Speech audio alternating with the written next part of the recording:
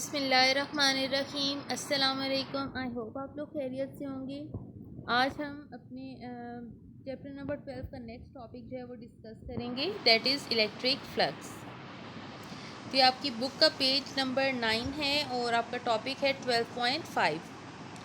सबसे पहले हम सिंपली फ्लक्स को आम लफ्ज़ों में अगर हम डिफ़ाइन करना चाहें तो हम कहते हैं कि किसी भी एलिमेंट एरिया से जो नंबर ऑफ़ लाइंस पास कर रही हैं उसको हम क्या कहते हैं, फ्लक्स।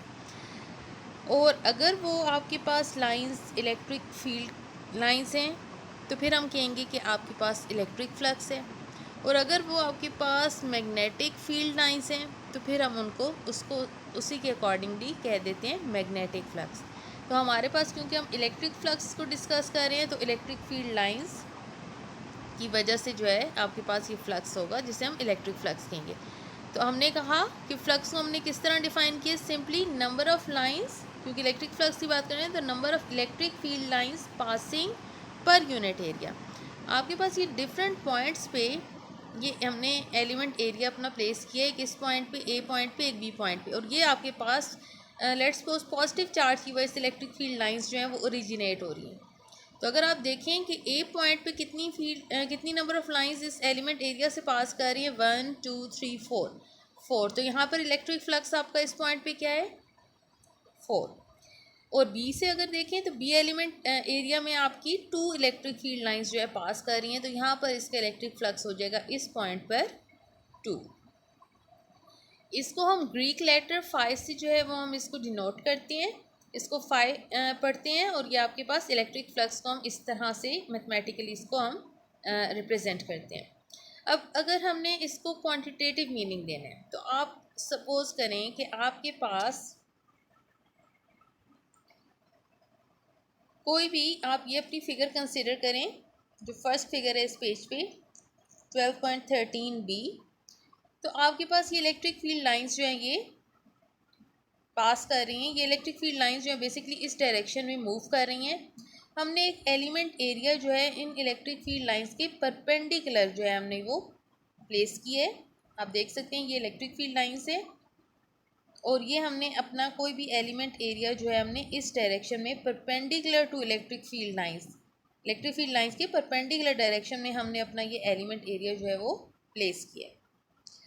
अब आपके पास किसी भी पॉइंट पे हमने अगर इलेक्ट्रिक इंटेंसिटी फाइंड करनी है या इलेक्ट्रिक फील्ड स्ट्रेंथ फाइंड करनी है तो हम उस पॉइंट पे अपना एलिमेंट एरिया जो है हम प्लेस कर देंगे। लेट्स सपोज हमने इस पॉइंट पर फाइंड करनी है तो आप यहाँ पर अपना एलिमेंट एरिया जो है वो हमने प्लेस कर दिया।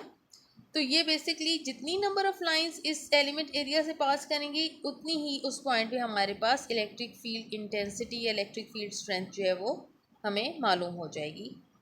आपने लेट्स सपोज यहाँ पर अगर एलिमेंट एरिया रखे तो जितनी नंबर ऑफ़ लाइंस इस पॉइंट से इस एलिमेंट एरिया से पास कर रही हैं तो इस पॉइंट पर इलेक्ट्रिक फील्ड इंटेंसिटी जो है वो हमारे पास हमें इस तरह से मिल जाएगी।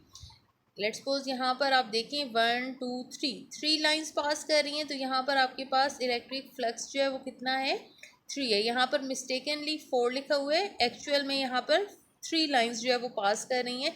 तो आपके पास जो इलेक्ट्रिक इंटेंसिटी है वो आपके पास कितनी हो गई इस पॉइंट पर, 3। अच्छा, नेक्स्ट अब अगर आप एक चीज़ नोट करें कि यहाँ पर आपको जो है मैक्सिमम नंबर ऑफ़ लाइंस जो है इस एलिमेंट एरिया से जो है वो पास करती हुई नज़र आ रही है, तो यहाँ पर आपका इलेक्ट्रिक फ्लक्स जो है वो आपको मैक्सिमम मिलेगा।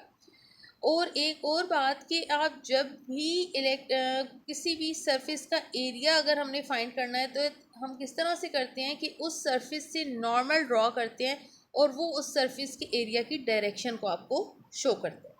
तो अगर हमने यहाँ पर इस एलिमेंट एरिया की डायरेक्शन फाइंड करनी है तो इसकी नॉर्मल आप ड्रॉ करो तो ये नॉर्मल वाली डायरेक्शन है, तो ये इस एरिया की, इस जो एलिमेंट है इसके एरिया की डायरेक्शन शो कर रहे हैं। तो आपके पास अगर आप एक चीज़ नोट करो कि इलेक्ट्रिक फील्ड लाइंस की भी या इलेक्ट्रिक फील्ड इंटेंसिटी की भी यही डायरेक्शन है और जो आपका एरिया है एलिमेंट एरिया उसकी भी डायरेक्शन यही है, दोनों की सेम है, दोनों पैरेलल डायरेक्शन में है। तो इन दोनों के दरमियान एंगल क्या बन रहा है, 0। और आपके पास इस पॉइंट पर जब आप इलेक्ट्रिक फील्ड लाइंस की परपेंडिकुलर डायरेक्शन में अपना एलिमेंट रखते हो तो maximum number of lines pass करती हैं, यानी आपको मैक्सिमम फ्लक्स जो है वो मिलता है। लेकिन ये बात याद रखिएगा कि आपने अपना एलिमेंट तो परपेंडिकुलर आपने प्लेस किए, लेकिन उसकी जो एरिया की डायरेक्शन है वो परपेंडिकुलर नहीं है। वो अगर आप ड्रॉ करो तो इसकी नॉर्मल जो परपेंडिकुलर एरिया है, जो परपेंडिकुलर आपका एलिमेंट है, उसकी नॉर्मल जो है वो इसकी डायरेक्शन है। और ये जो नॉर्मल डायरेक्शन है ये बेसिकली इलेक्ट्रिक फील्ड इंटेंसिटी के साथ पैरेलल बना रही है। मैं दोबारा इसको एक्सप्लेन करती हूँ कि आपने अपना एरिया तो इन इलेक्ट्रिक फील्ड लाइंस के परपेंडिकुलर में पुट किया है, लेकिन जब इस एलिमेंट का एरिया की डायरेक्शन फाइंड करते हैं तो हम इससे नॉर्मल ड्रॉ करते हैं। इस सरफेस से नॉर्मल में हमें इसके एलिमेंट की डायरेक्शन मिलती है। तो ये आपके पास एरिया की डायरेक्शन है, और ये जो डायरेक्शन है एरिया की, ये इलेक्ट्रिक फील्ड इंटेंसिटी के साथ पैरेलल में जा रही है। इस पॉइंट पे जहाँ पर एरिया और इलेक्ट्रिक फील्ड इंटेंसिटी दोनों के दरमियान एंगल ज़ीरो हो या दोनों पैरेलल हों तो आपको मैक्सिमम फ्लक्स मिलेगा। लेकिन आप ये ध्यान रखें कि आपका जो एलिमेंट एरिया वो परपेंडिकुलर पड़े, लेकिन उसकी डायरेक्शन हमेशा उसकी नॉर्मल ली जाती है। ये दो चीज़ें, इनको कंफ्यूज ना कीजिएगा। अब हम आ जाते हैं अपने नेक्स्ट केस की तरफ। ये आपके पास बेसिकली वो केस है जहाँ पर आपने अपना एलिमेंट एरिया जो है वो इलेक्ट्रिक फील्ड लाइंस के पैरेलल में आपने प्लेस किए। आप देख सकते हैं ये पैरेलल में प्लेस किया, ये परपेंडिकुलर था, ये पैरेलल। तो यहाँ पर आप देखो कि कोई भी इलेक्ट्रिक फील्ड लाइंस इस एरिया से पास नहीं कर रही, आगे पीछे ऊपर नीचे से पास कर रही हैं, लेकिन इसके अंदर से पास नहीं कर रही। ठीक है, तो यहाँ पर आपको मिनिमम फ्लक्स मिलेगा, या आप कह सकते हो कि ज़ीरो फ्लक्स मिलेगा, या फिर मिनिमम। ठीक है, और अगर आप डायरेक्शन की बात करो तो इस एलिमेंट एरिया को अगर मैं बात करूं कि ये पैरेलल हमने प्लेस किया था, और इसकी अब डायरेक्शन अगर हम फाइंड करना चाहते हैं इस एलिमेंट की, इस सरफेस एरिया की, तो इसकी नॉर्मल ड्रॉ करेंगे तो ये इसकी इस एलिमेंट एरिया की डायरेक्शन ये इस डायरेक्शन में है, अपवर्ड। और इलेक्ट्रिक फील्ड इंटेंसिटी के साथ ये क्या एंगल बना रहा है, 90 परपेंडिकुलर। तो जब 90 डिग्री बना रहा होते तो उस पॉइंट पे आपको ज़ीरो फ्लक्स या मिनिमम फ्लक्स मिलेगा। अब हम बात करते हैं, ये आपके पास जो इक्वेशन है 12.10, ये आपके पास बेसिकली शो कर रही है ये आपके फर्स्ट केस को, यहाँ पर आपको मैक्सिमम फ्लक्स मिला। तो इक्वेशन आपकी क्या है, फाई इज इक्वल्स टू ई ए। ई आपका इलेक्ट्रिक इंटेंसिटी और ए आपका एरिया, ये परपेंडिकुलर एरिया जब हमने इसको प्लेस किया था। लेकिन याद रखिएगा कि डायरेक्शन जो है वो नॉर्मल ली जाती है। और ये आपके पास सेकंड केस, इसकी इक्वेशन जो है 12.11। तो अगेन जब एरिया पैरेलल होगा तो आपके पास ज़ीरो फ्लक्स आपका होगा। और थर्ड केस हम डिस्कस करते हैं कि जब आपका इलेक्ट्रिक जो आपका एलिमेंट एरिया है वो इलेक्ट्रिक फील्ड लाइन से के ना तो पैरेलल है जैसे ये था, और ना ही परपेंडिकुलर, बल्कि किसी खास एंगल पे हमने उसको प्लेस किया हुआ है। आप देख सकते हैं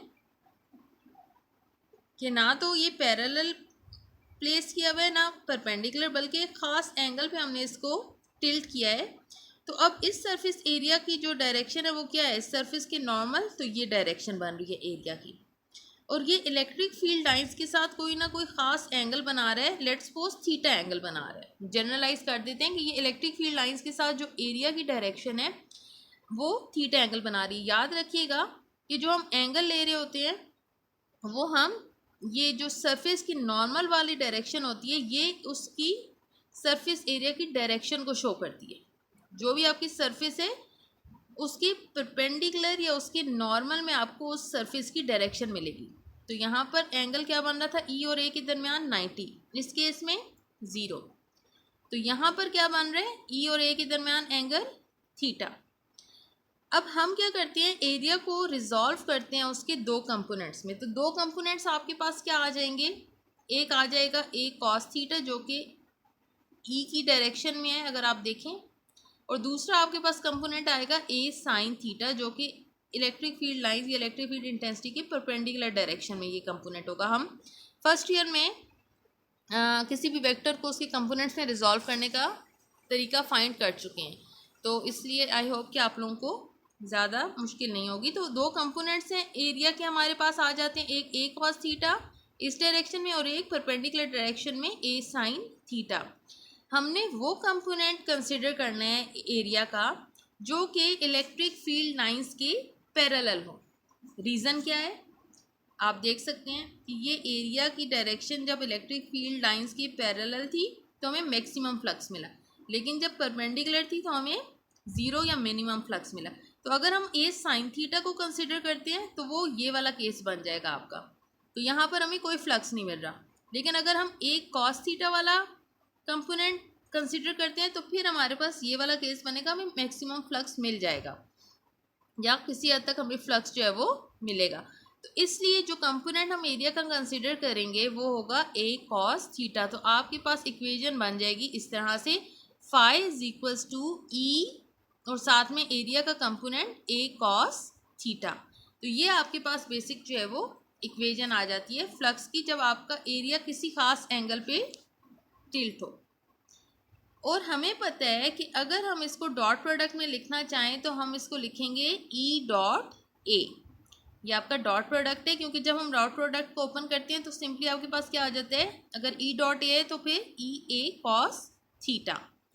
ये आपके पास बेसिक जो 12.12 है ये आपके पास इलेक्ट्रिक फ्लक्स की बेसिक इक्वेशन है। अब यहाँ पर आप थीटा की डिफरेंट वैल्यूज पुट करो तो आपके सारे केसेस आपके सामने आ जाएंगे। लेट्स सपोज ये जो फर्स्ट केस था यहाँ पर थीटा क्या बन रहा था, ए और ई के दरमियान एंगल क्या बन रहा था आपका, ज़ीरो। तो आपके पास कॉस ज़ीरो आपके पास क्या होता है, 1। तो आपके पास फाई की वैल्यू क्या आ जाएगी, ई ए, ये 12.10 यहाँ से ही हमने निकाली है। सेकेंड केस डिस्कस कर लेते हैं। आपके पास थीटा क्या बन रहा है, एरिया और इलेक्ट्रिक इंटेंसिटी के दरमियान एंगल बन रहा है 90। तो आप अगर cos 90 करो तो cos 90 आपके पास क्या आता है, 0। तो पूरी वैल्यू आपकी क्या हो जाएगी, 0। तो ये आपके पास इक्वेशन 12.11 और थर्ड केस आपका एज इट इज। तो जो जनरल इक्वेशन है वो आपके पास 12.12 है, यानी ई डॉट ए या ई ए कॉस थीटा। बाकी तमाम केसेस उसी से आप फाइंड कर सकते हो थीटा की वैल्यूज पुट करके। तो दो चीज़ों को आप कंफ्यूज ना कीजिएगा। अगर हम एरिया अपना कोई भी प्लेस करते हैं, लेट्स सपोज यहाँ पे परपेंडिकुलर एरिया हमने रखा था, यानी इलेक्ट्रिक फील्ड लाइंस की परपेंडिकुलर डायरेक्शन में, लेकिन जो एरिया की डायरेक्शन है वो इलेक्ट्रिक फील्ड लाइंस के साथ पैरेलल में, क्योंकि एरिया हम किसी भी सरफेस के नॉर्मल में लेते हैं। यानी अगर आपने इस सरफेस की डायरेक्शन फाइंड करनी है एरिया की तो उसके नॉर्मल में आप उसको लेंगे। तो ये चीज़ें कंफ्यूज मत कीजिएगा। और अगर आप इसका यूनिट चेक करें तो इलेक्ट्रिक फील्ड इंटेंसिटी आपके पास की हम पिछले टॉपिक में पढ़ चुकी, that is force per unit charge. तो फोर्स का यूनिट होता है न्यूटन और चार्ज का कूलम। तो न्यूटन पर कूलम, और एरिया क्या आपके पास, एरिया का यूनिट है मीटर स्क्वायर। तो newton per coulomb multiply by metre square. तो इसको रीअरेंज कर लें तो newton metre square per coulomb आपका बेसिकली जो है इलेक्ट्रिक फ्लक्स का एसआई यूनिट में इसकी यूनिट्स हैं। तो ये हम इसको एक दफ़ा रिव्यू कर लेते हैं। Electric flux simply number of electric field lines passing through certain area is known as electric flux. तो ये इसकी इक्वेशन है, phi is equals to E dot A, newton per coulomb metre square इसकी units हैं। और ये scalar quantity है, क्योंकि ये डॉट प्रोडक्ट है तो ये आपके पास फ्लक्स जो है वो एक स्केलर क्वांटिटी है।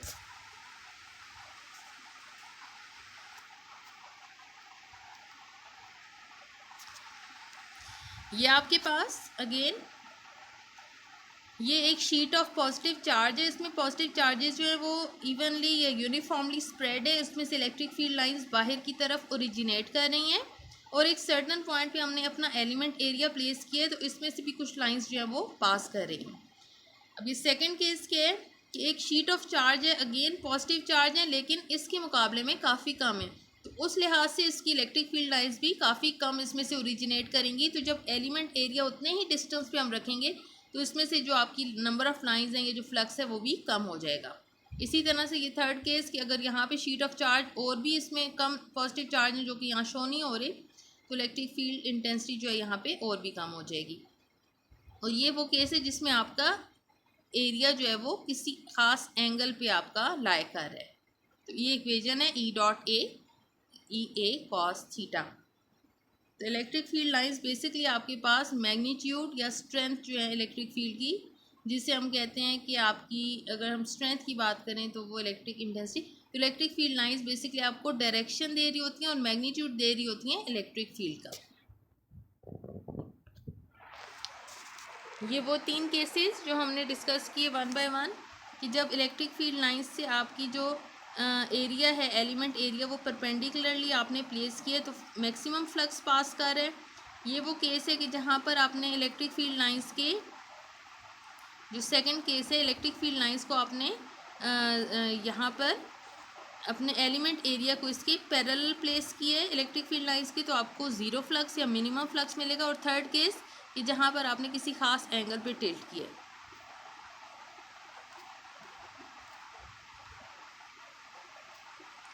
और ये आपके पास अगेन कि जहाँ पे मैक्सिमम फ्लक्स मिल रहा है, तो इलेक्ट्रिक फ्लक्स आपके पास क्या है, मैक्सिमम फ्लक्स केस में प्रोडक्ट है इलेक्ट्रिक फील्ड इंटेंसिटी और सरफेस एरिया के, जब आपका सरफेस एरिया जो है वो इलेक्ट्रिक फील्ड लाइंस के परपेंडिकुलर प्लेस किया जाए।